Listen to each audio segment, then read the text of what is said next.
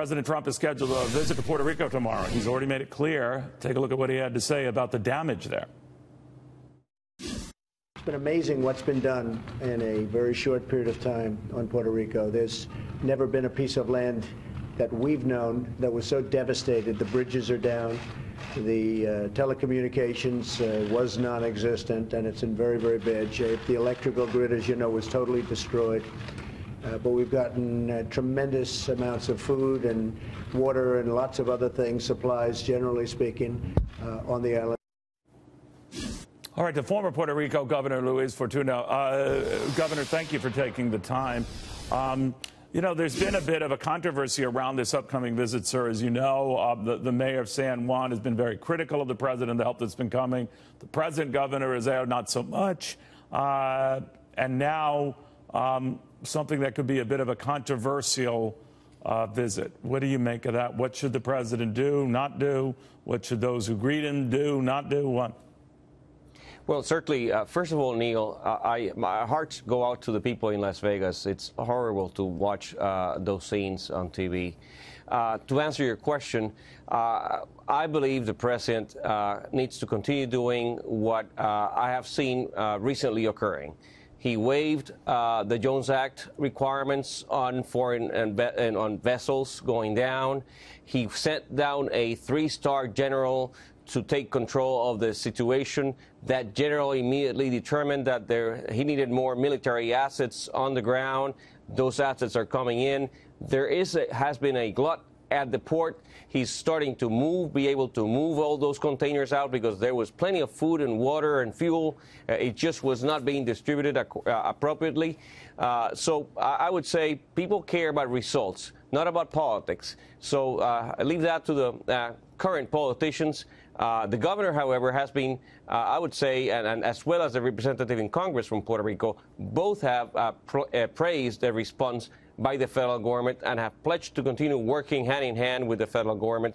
That's what we need, all officials working together, and I welcome the visit by the president. I just wonder whether they're all on the same page, sir. The reason why I mention it is San Juan's mayor has a distinctly different view of the help, that it's not enough, it's too little, it's often late. The president hasn't shown any near the zeal for helping Puerto Ricans as he did those in Texas and Florida. Do you agree with that? Let me tell you something. I've heard what the FEMA administrator had to say. He invited the mayor of San Juan to come in. He said that the mayor had not been, not once, to the command center like other mayors have. I think it's time for everyone to work together. She may have some valid grievances. I don't know. I'm not, working with her at all. But if she does, they have to be addressed. But the best way to do it is speaking directly with the FEMA team. I know the FEMA team down there. I know they're excellent people. I know that actually the outpour of support from all over the country is unbelievable. Just this weekend, I went down and back. Starkist sent down, 25,000 pounds of tuna and others. So in that sense, corporate America and individuals are pouring in love for fellow Americans that reside in Puerto Rico. The federal government and the state government ought to work together. Do you think that the debt situation, you and I have chatted about this a lot, is complicating matters any? Well, at this moment, my understanding is that I'm not privy to those conversations, but my understanding from everyone I talked about that topic is that pens are down, that they're waiting, giving each other, a couple of months break to allow for the recovery process to take hold.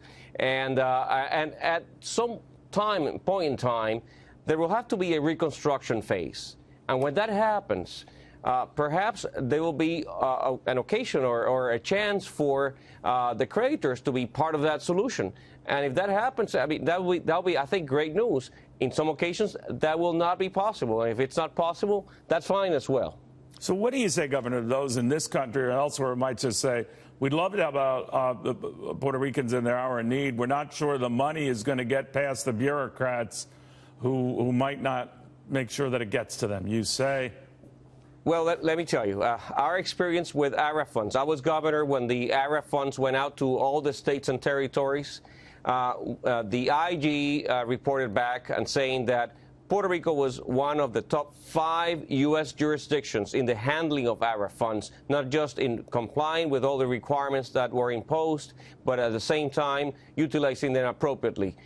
So again, it's a matter of doing things correctly. One of the things that we did, and I suggest, all officials, government officials ought to do this in situations like this, invite the FBI to be part of the team.